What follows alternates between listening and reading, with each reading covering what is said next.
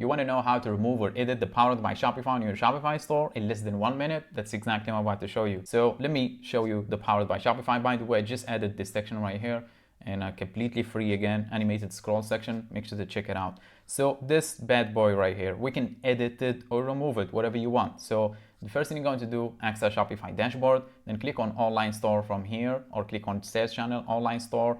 And after that, click on the three dots for the theme you are using, then click on edit default theme content. Simply click on it, and after that we will use the search bar. Click on this search icon right here, and after that we'll show the search bar and search for Powered, and it will show you all the Powered by Shopify in here.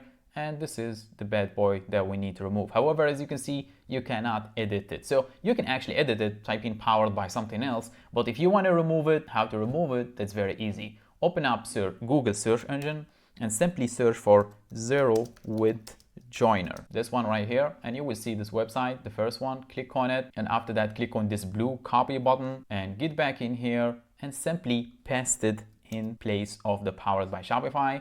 Click on save, get back to your Shopify store, reload the page, and ta-da, no more Powered by Shopify. If you want to edit it, as I said, simply type in whatever you want in here.